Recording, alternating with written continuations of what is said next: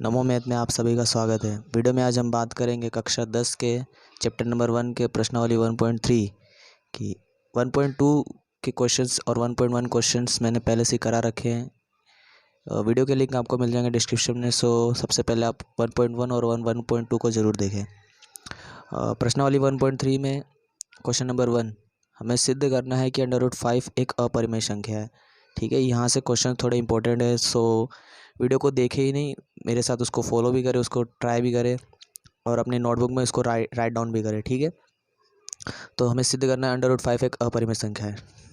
Okay, सबसे पहले क्या करना है, हम लोग को इसको मान लेना है। ठीक है, क्वेश्चन नंबर 1, माना कि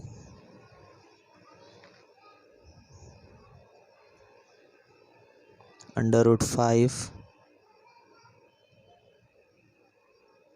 एक परिमेय संख्या है। ठीक है, पहले क्या करना है, आपको उसको परिमेय संख्या मान लेना है। इसके बाद अब आपको इसको क्या करना है, P/Q स्वरूप में लिख देना है। जैसे मैंने लिखा √5, इसके नीचे कुछ नहीं तो क्या मान लिया, 1 मान लिया। अब इक्वल में ले लेना है A/B। A/B इसलिए ले रहे हैं ताकि हम इसको क्या दर्शा सके, P/Q स्वरूप में।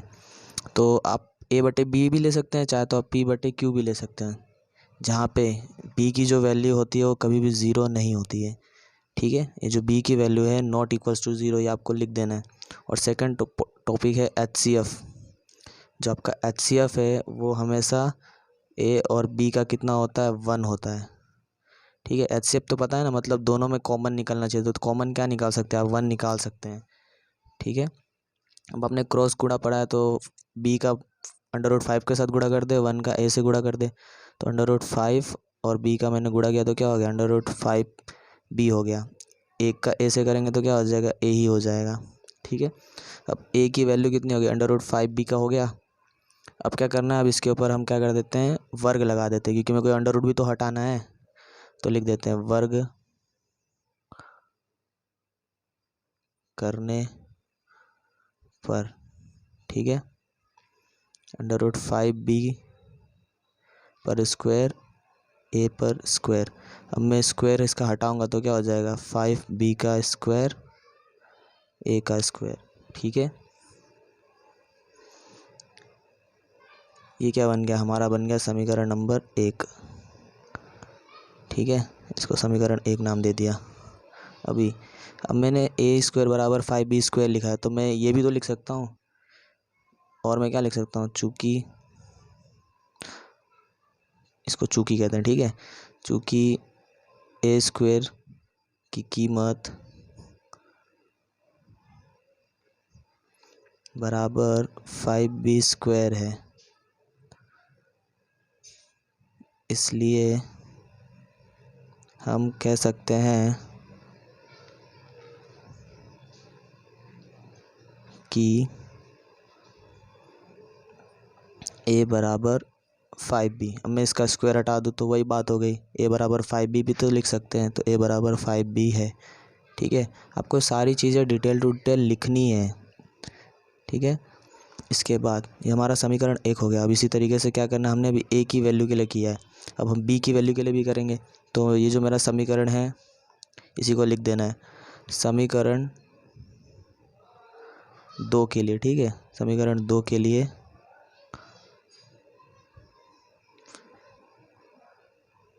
A बराबर 5B समीकरण 1 में रखने पर, मतलब ये जो समीकरण है इसी में हमें वापस से A की वैल्यू में क्या रख देना है, 5B रख देना है। तो 5B का स्क्वायर बराबर A का स्क्वायर। अब जहाँ A की वैल्यू 5B है वहाँ पे रख देना है 5B का स्क्वायर, और यहाँ पे भी रख देंगे 5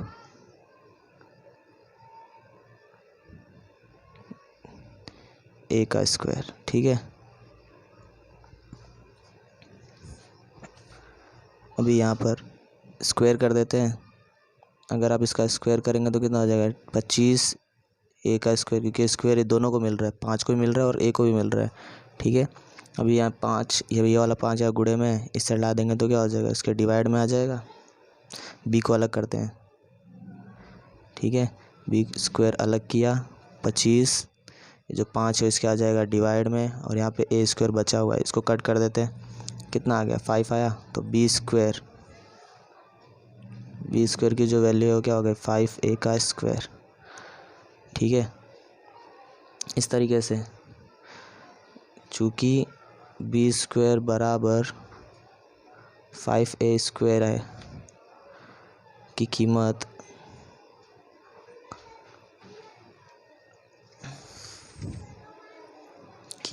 है, आखिरी में आपको लिख देना है। इस प्रकार हम कह सकते हैं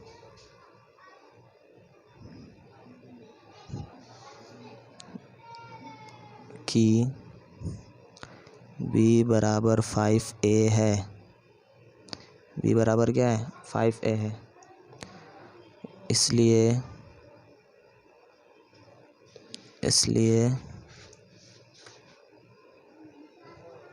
√5 एक अपरिमेय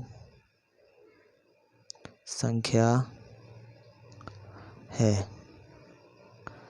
ठीक है, क्वेश्चन नंबर 1 क्वेश्चन होता है कंप्लीट। इसी तरीके से अभी सेकंड क्वेश्चन को करेंगे।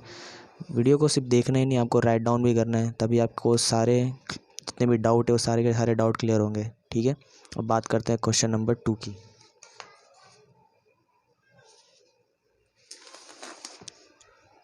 क्वेश्चन नंबर 2 में सिद्ध कीजिए कि 3 + 2 √5 एक अपरिमेय संख्या है। ठीक है, हमें इसको सिद्ध करना है। वापस से क्या करेंगे, पहले मान लेंगे। ठीक है, मान लेते हैं, माना कि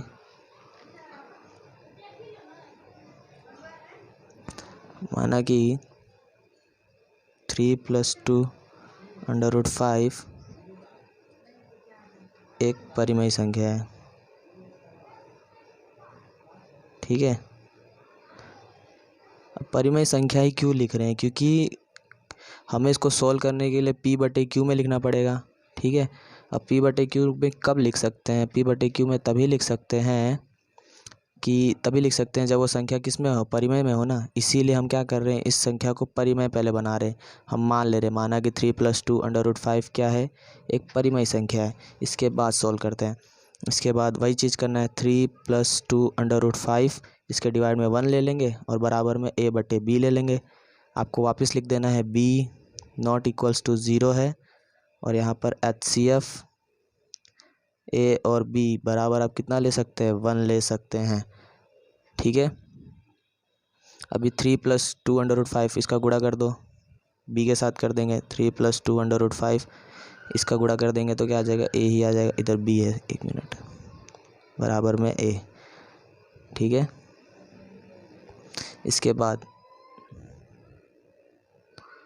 अभी यहाँ पे 3 प्लस में है ना, मैं उसको उस साइड ले जाता हूँ तो क्या हो जाएगा, माइनस में हो जाएगा। 2 √5b बराबर a, ये +3 उस साइड आया तो -3 हो गया। अब यहाँ पे 2 गुणे में है, इसको मैं अलग करूँगा तो इसके कहाँ पे आ जाएगा, डिवाइड में आ जाएगा।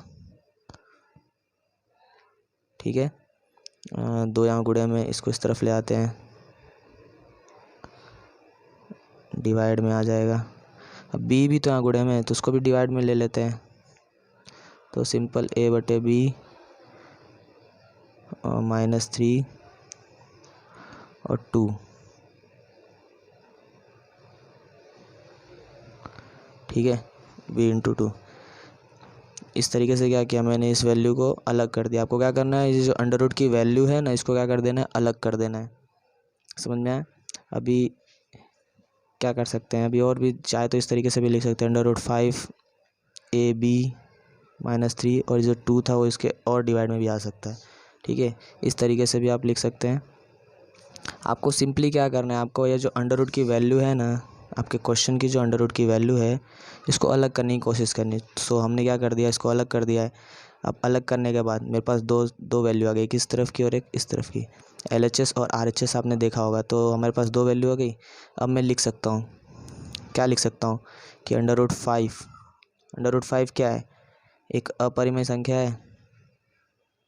अपरिमेय संख्या कैसे है, क्योंकि इसका जो अंडर रूट है वो कभी भी सोल्व होने वाला नहीं है, ठीक है। तथा या लेकिन a/b-3 डिवाइड बाय 2, मैंने इसको अलग से लिखा, इसको अलग से लिखा। अब ये p/q में देखो, ऊपर वाली वैल्यू p हो गई, नीचे वाली q हो गई, तो इसको क्या लिख सकते हैं, लेकिन a/b-3 यह परिमेय संख्या है, ठीक है, परिमेय संख्या है। इसलिए under root 5 not equals to ab/3 2। Not equal क्यों लगा है, क्योंकि ये अपरिमेय और ये क्या है, परिमेय। इस प्रकार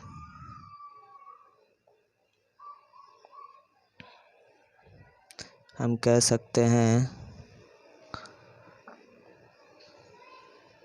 कि 3 + 2 अंडर रूट 5 एक अपरिमेय संख्या है, ठीक है। अब इसी तरीके से नेक्स्ट क्वेश्चन की बात करते हैं, क्वेश्चन नंबर 3 की। क्वेश्चन नंबर 3 में टोटल 3 सवाल हैं, सो सभी को एक एक करके सोल्व करेंगे। उसमें भी हमें क्या करना है, अपरिमेय साबित करना है। तो जिसमें फर्स्ट क्वेश्चन है 1/√2, ठीक है।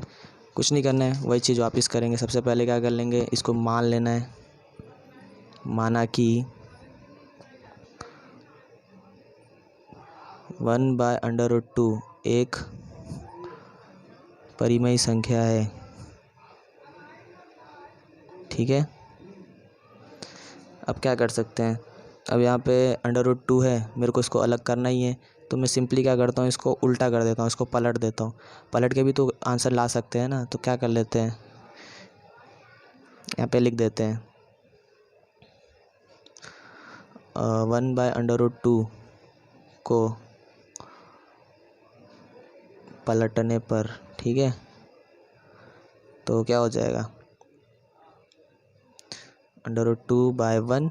अब इसको मान लेंगे, इस बार p और q मान लेता हूँ, या a भी मान लेते हैं, छोड़ो, ठीक है। अब चाहे तो यहाँ p q भी रख सकते हैं, सवाल गलत नहीं होगा।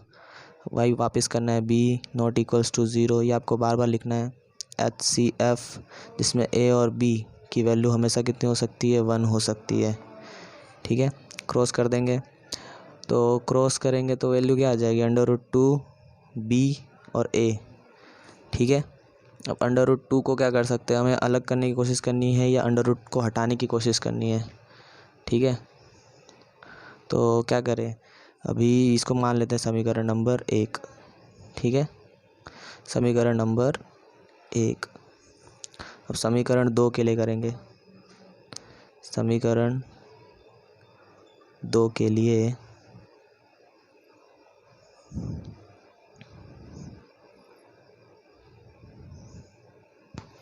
इन समीकरण 1 का वर्ग करने पर, ठीक है, समीकरण 1 का वर्ग कर देते हैं, अंडर रूट 2 b a है, इसका स्क्वायर कर देते हैं, तो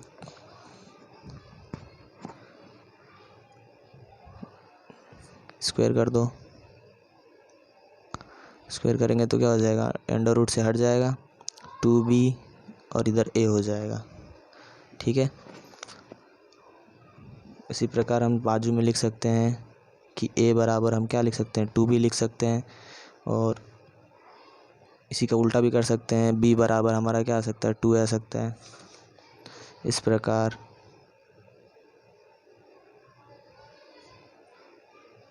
हम कह सकते हैं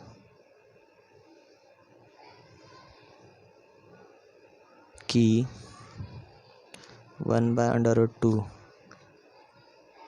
एक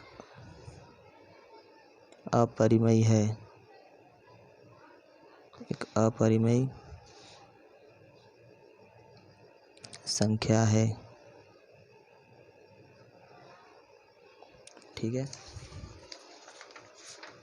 अब बात करते हैं क्वेश्चन नंबर 2 की।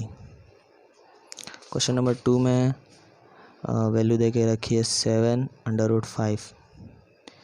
इसको भी क्या कर लेंगे, पहले मान लेंगे, माना कि 7/5 एक परिमेय संख्या है। ठीक है।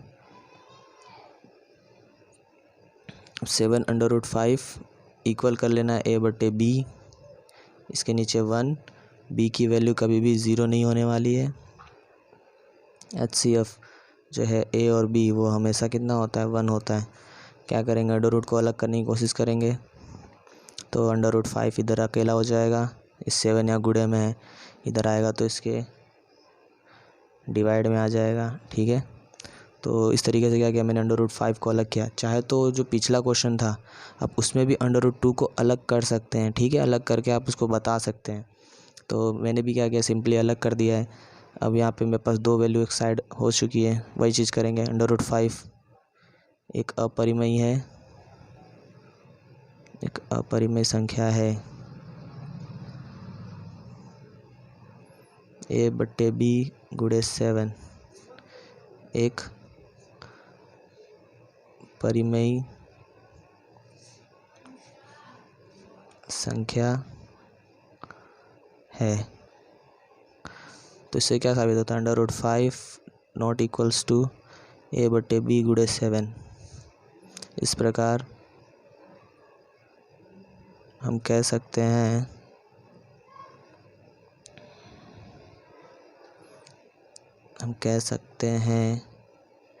कि 7/5 एक अपरिमेय है, एक अपरिमेय संख्या है। ठीक है।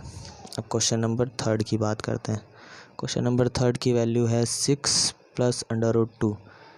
ठीक है। इसमें भी पहले मानेंगे, माना कि 6 + अंडर रूट 2 एक परिमेय संख्या है। ये चीज़ आपको बार बार लिखनी है, यही टॉपिक बहुत इंपॉर्टेंट है। आपको एक सिद्ध करने वाले क्वेश्चन में आपको हिंदी ज़्यादा लिखना पड़ता है। सो आपको ये जितनी भी हिंदी लिखी जा रही है वो आपको लाइन टू लाइन लिख लेनी है। इसलिए बोल रहा हूँ आप मेरे साथ इसको राइट डाउन करते रहें। ठीक है। 6 + अंडर रूट 2 डिवाइड में 1 ले लेंगे, a/b। ऐसा क्यों करते हैं, क्योंकि हम इसे परिमेय बना रहे हैं। तो परिमेय का फॉर्म क्या होता है, आपको p/q में लिखना पड़ता है। मतलब a/b मैंने लिख दिया। अब b की वैल्यू क्या होगी, कभी भी 0 नहीं होगी। ये चीज़ भी आपको बार बार लिखना है। HCF की जो वैल्यू है a/b वो हमेशा कितनी होती है, 1 होती है। कितनी होती है, 1 होती है HCF की जो वैल्यू है। ठीक है। अभी क्या करेंगे, वापस अंडर रूट 2 को अलग करने की कोशिश करना है। अंडर रूट 2 को अलग करेंगे, a/b यहाँ प्लस में है, इस साइड आ जाएगा तो माइनस में हो जाएगा। ठीक है। और कुछ कर सकते हैं नहीं, चलो अंडर रूट 2 को मैंने अलग कर दिया। वापस लिख देंगे, अंडर रूट 2 एक अपरिमेय है, एक अपरिमेय संख्या है, लेकिन a/b - 6 एक परिमेय संख्या है।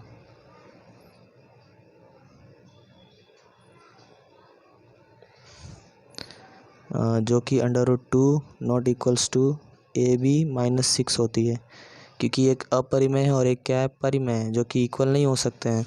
सो हम कह सकते हैं, इसलिए हम क्या कह सकते हैं कि जो हमारी वैल्यू है 6 + अंडर रूट 2 एक अपरिमेय संख्या है। ठीक है। क्वेश्चन समझ में आया? इस तरीके से हमारा 1.3 होता है कंप्लीट। सो वीडियो अच्छी लगी हो तो प्लीज़ वीडियो को लाइक और सब्सक्राइब ज़रूर कर लेना और अपने दोस्तों के साथ शेयर ज़रूर करना। ठीक है। अब मिलते हैं इसके अगले पार्ट में। Thank you for watching.